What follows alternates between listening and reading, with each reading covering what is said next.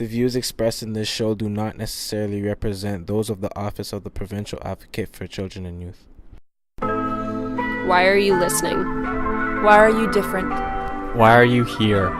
Why are you connected? Why are you inspired? Why are you tuned in? Why are you on CJRU?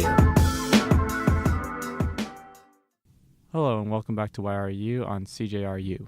Today we'll be talking about different types of TV shows and different types of TV or web stations, whether if it's Netflix, YouTube, anything really.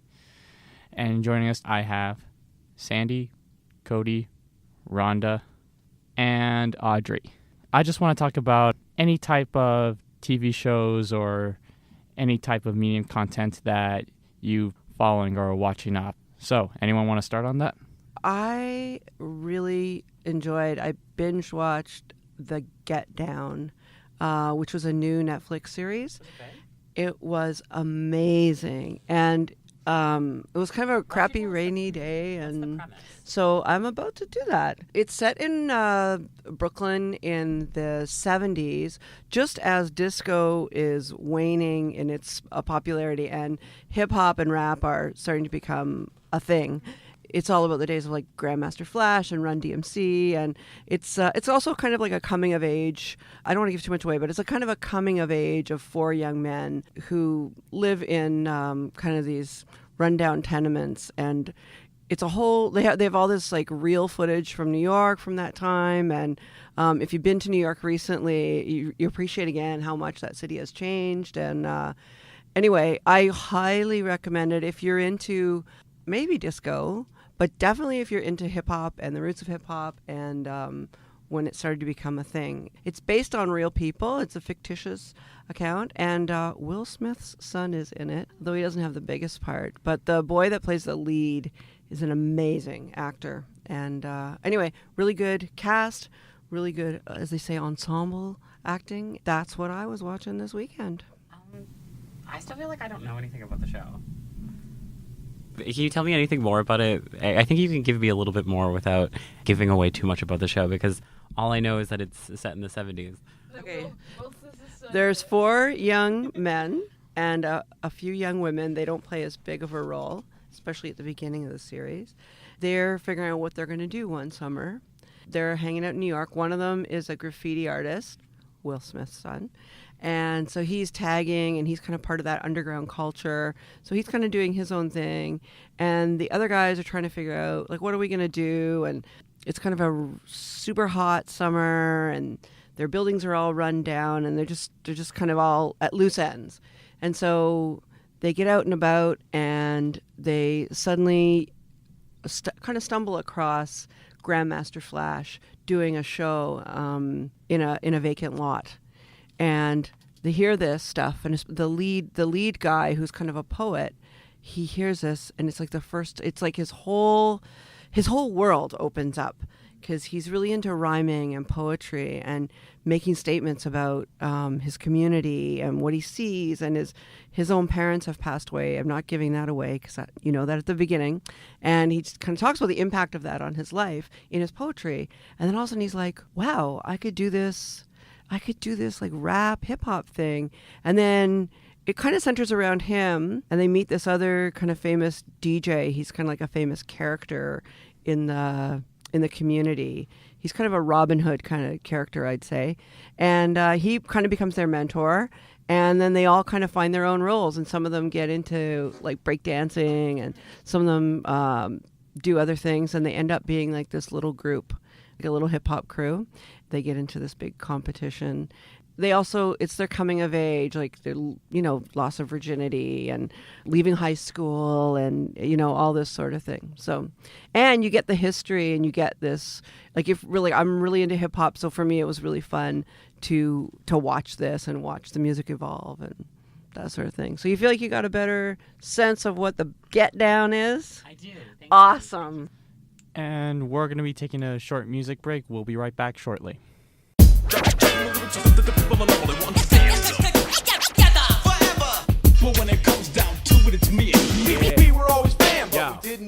What up, Sean? Yo, it's me, man, the CMD.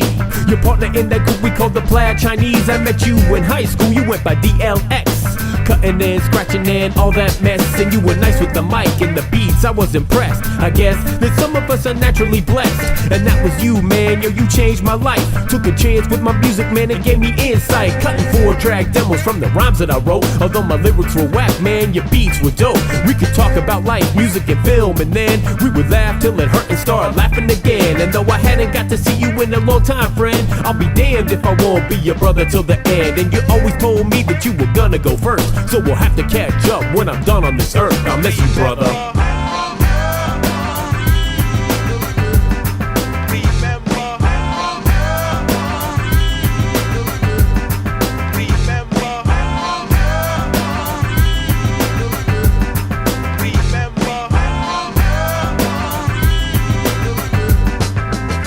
May concern, yo, it's me, Marcus J. Writing again all the things I couldn't say.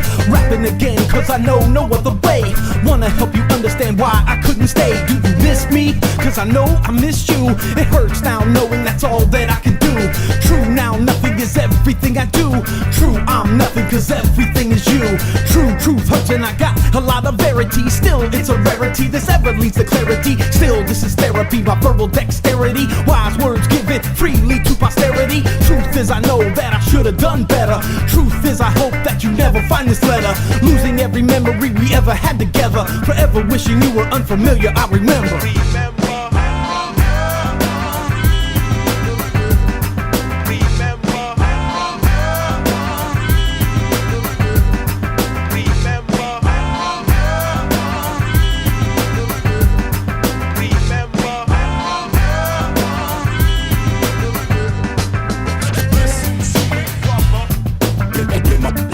My friend and I miss you.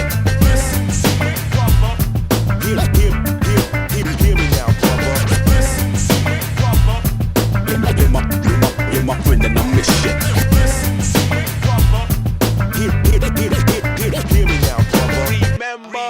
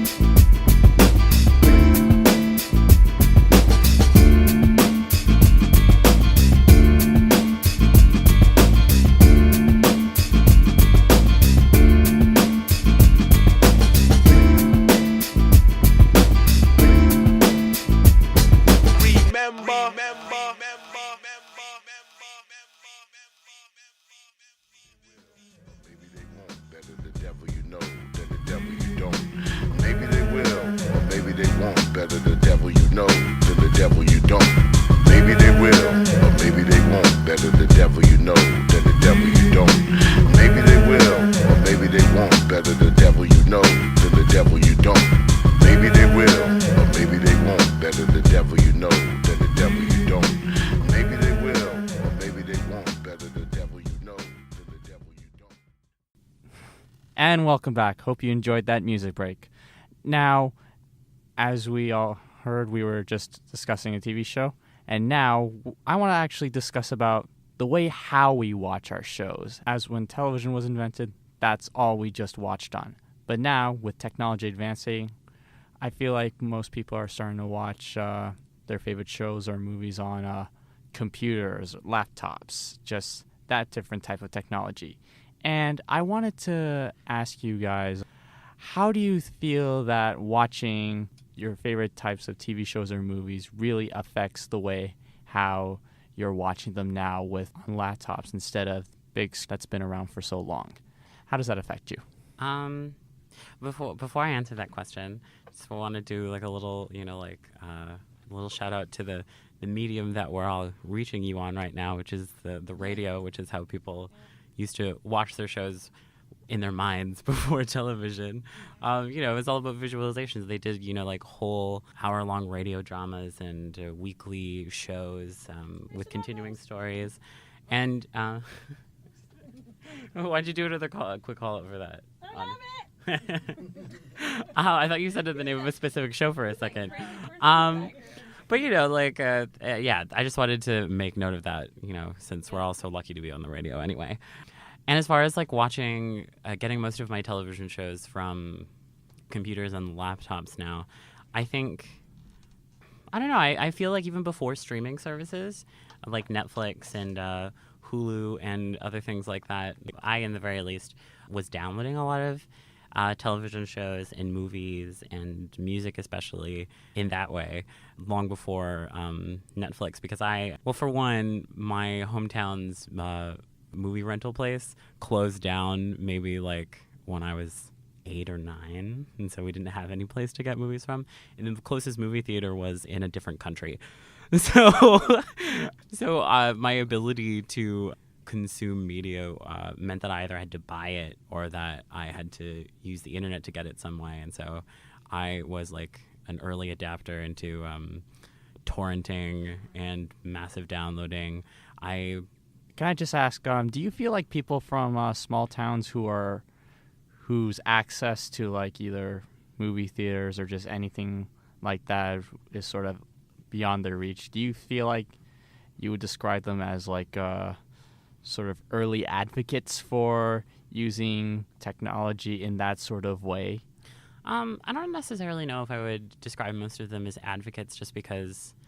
Or early users of that, just because... Yeah, they were definitely early users because, well, the internet just really freed things up like that. Before then, there was really no way to consume culture besides television or magazines or radio. And then all of a sudden with the internet and with the people who dedicated a lot of time to, I suppose, archiving so much of culture onto the internet, it meant that all of a sudden you had access to decades, in some cases hundreds of years worth of culture and history and music and movies that otherwise may not have been as easily available to you. Sorry, can I just add that talking about internet and how you use the internet to find TV shows, the internet is starting to replace the TV. So there's a lot of stuff, I mean, this whole YouTube culture, right? Like, my sister, she's 12 years old, and after school, she'll just go home and watch YouTube videos for hours. And it's her way to kind of keep up with pop culture. I think she gets, like, some of her beauty tips from there and stuff. No, but I've been hearing this term being tossed around lately where kind of internet killed the TV star, you know? Like, as you know, with Netflix, at that time, it was just, you could just use it to, like, watch already existing TV shows and movies. But now, as you know, it's starting to make its own content. Do you feel like YouTube would possibly one day go into that direction? It already has. And it already has in a lot of ways. So there's a YouTube, like a members thing called YouTube Red, where you can pay to get early access to some stuff. And they're also starting to open studios in different major cities in the world. So there's actually one that's opening up in Toronto. There's already one in Los Angeles, I believe, that's actually been there for quite a while already. And so people who have like a certain amount of subscription base can use those studios freely. So I think YouTube is already taking its own steps into creating its own content. I have something else that I'd like to talk about. This may age me a little bit, or at least age my point of view. And something that I worry about when it comes to the mass amount of something like YouTube specifically creates is there's little to no vetting of content. And so what I'm starting to see is there's no sort of quality control. There's no one trying to ensure that as many different things are getting the same attention as something else. And so what I kind of see happening is there's this really sort of cyclical nature to online content where things start to repeat themselves onto such a scale. And to me, it almost feels like culture is almost growing smaller as it pertains to the internet, more specifically YouTube. I just feel like things are starting to become really homogenous because people are only giving back what they're absorbing. And if all you're absorbing is something similar to what you are already being given, then it's only going to it's not going to expand the way you do things in any way. And especially with the sort of popularity that comes with things like YouTube, I don't know, it just... Am I aging myself? Because I was thinking, Cody, when you're talking about touring. I was like, what is that? I'm like, torrenting. Yeah. What is torrenting? So torrenting is a thing. I don't know specific. Educating adults here. Wait, just that adult, because I know what torrenting is. I don't specifically know the mechanics of it. I know that it's some sort of like it's like a peer-to-peer sharing sort of thing. I think it's like a really efficient way to download things or something. I'll have to ask my boyfriend. I think what torrenting is, because I did a little bit earlier on before like streaming and Spotify, but it's when if there's a song that you want and it's on someone else's iTunes library, torrent can, if that computer is on, torrent can access someone else's computer, I guess, within a certain geometric. Yeah, you can't be too far away from the other computer, basically. And then they can basically just steal it from that computer and put it onto yours, I think. Yeah, basically that's how it works. Not that I'm expert at this, but it's technically illegal. But condone any of these activities nor encourage them. Nor does the Office of the Provincial Advocate for Children and Youth. Right. Sure. That also reminds me of the launch of Tidal. I remember when that was sort of gearing up and they were releasing a lot of videos about all of these music artists talking about wanting artistic freedom and wanting to be able to get what they think they deserve from their music, except every single one of them is an artist that has been consistently popular for a few years in the very least and makes such a sum of money off of the music that they and their record label makes that it just puts no kind of weight behind what they're saying. It's like, you don't really need any more money. You are not dismantling the corporate system of media and music in any way that is helpful. In fact, you're not dismantling it at all because you're part of the problem. Yeah. You are the problem, essentially. Yeah. No, and I think what they're trying to do is they're trying to tap into that that sort of sense that we all have of kind of rising up for a cause, right? That's always what we want to try and do, and that's what they're trying to. I mean, it's a brilliant marketing strategy, but it's just like, sorry guys, you can't lead us into like freedom when you guys are the oppressors. So this got really deep. This I know, because I was just, I'm talking about things that are deep and things that I'm watching. I'm watching this show. I think it's an old show. This is sort of one of the great things I've been loving about technology is being able to go back and binge watch things that I've never heard about before. So I sort of fell into this show called Eureka. It used to be on the Sci-Fi Channel, and it's about a group of people who are in this place, this city that was built by Einstein. It's sort of supposed to be like Area 51 plus.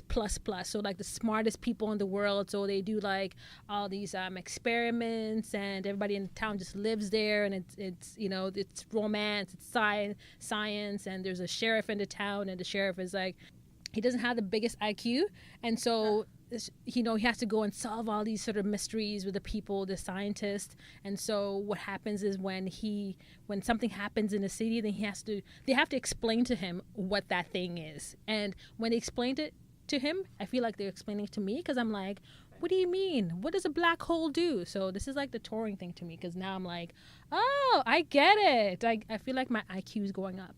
So that's what I've been watching. You talked about how things can be rewatched, right? So that was just a theme that came up because concerts. So if a celebrity like Taylor Swift, Selena Gomez, Justin Bieber, they have a big concert in a big venue, there's going to be, thousands of cell phones out recording it, right? And there's this kind of new phenomenon where a celebrity can make a mistake in a concert, and it's not like they can finish the concert with that reassurance that, everything else went well and no one's going to remember it, because inevitably it's going to end up on YouTube, and you can rewatch that mess up or off-key note as many times as you want. I love those videos. Yes. I watch them all the time.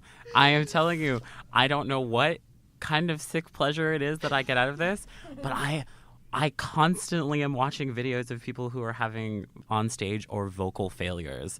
I don't know why I love to watch it. It's just, it just I don't know what it is. Well, it's because people in their life are making it certain that they have this perfect image and everything goes for them flawlessly. Oh, and like they now do this thing where like some of people's mic feeds are being released. Oh, really? And for anyone who doesn't know, a mic feed is just what is being put into the single microphone and not any of the music that's being played in the background or even the backup singers. So you can only hear like a singer's vocal, and that's it.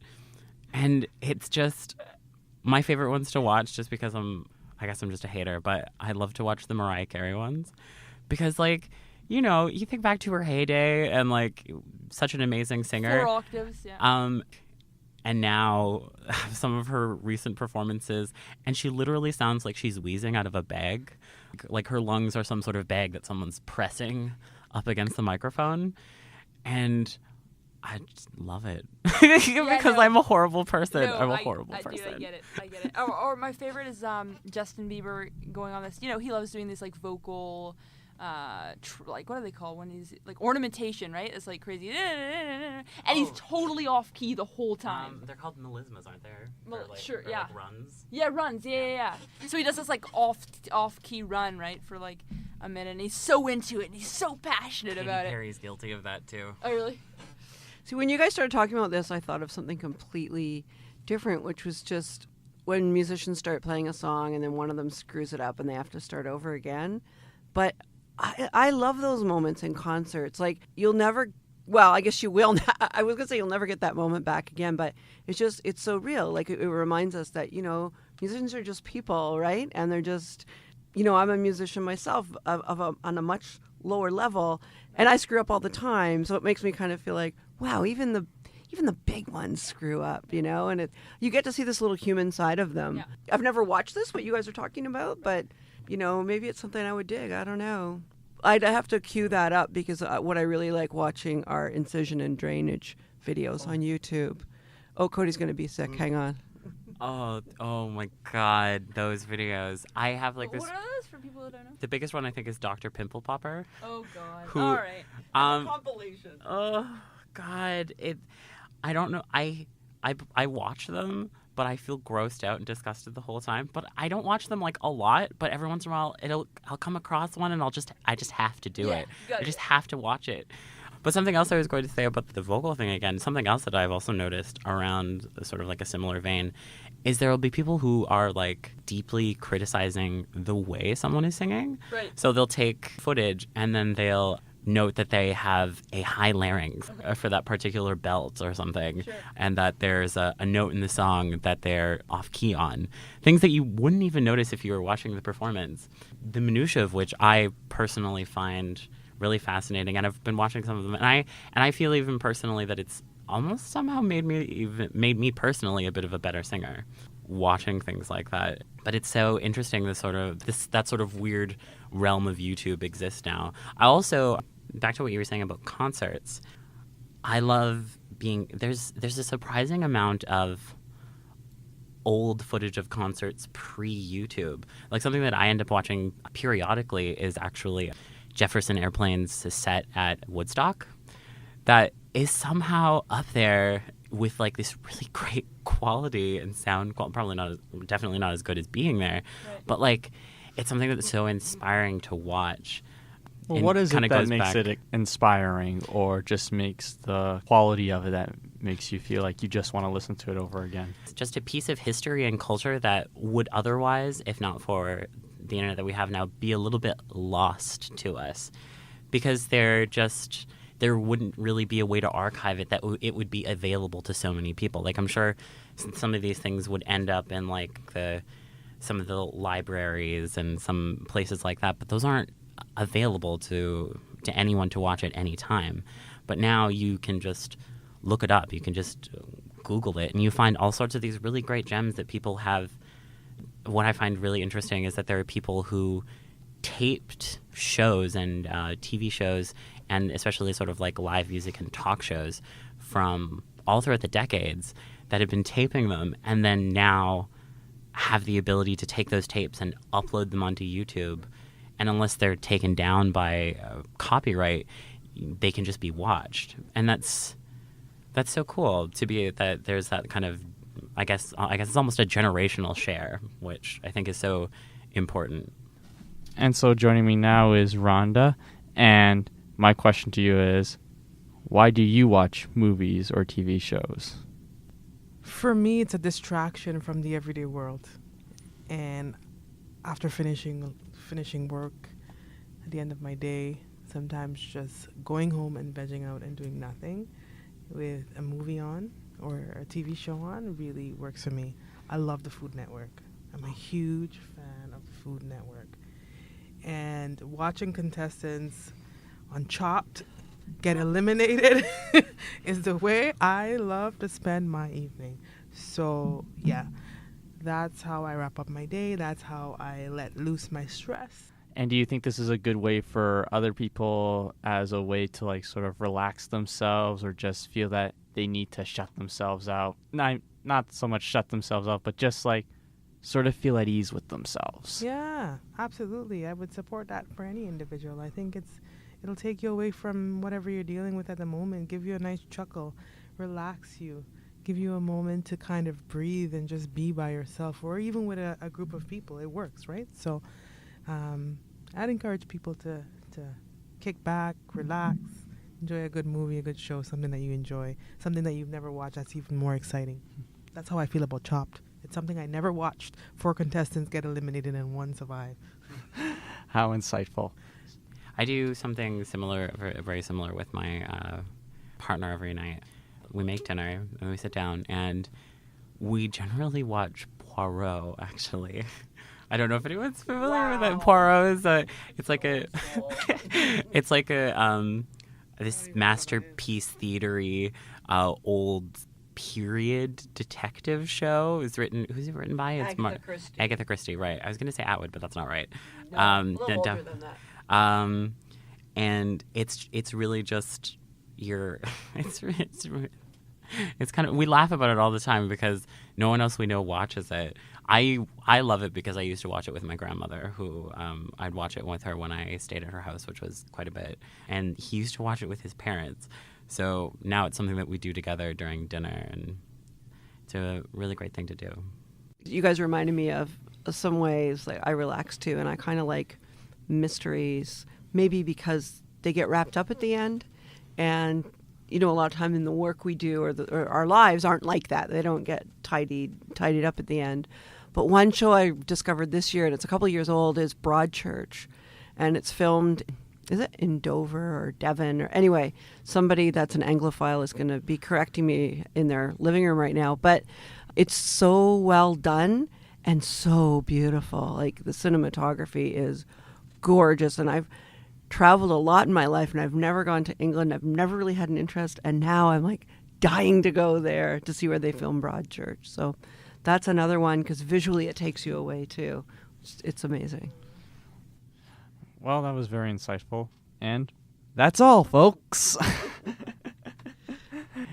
And here we have it with YRU on CJRU. And please tune in next time on YRU on CJRU for some more interesting content on life and anything else related that will catch your interest. Stay in tune. Stay in touch. Thank you.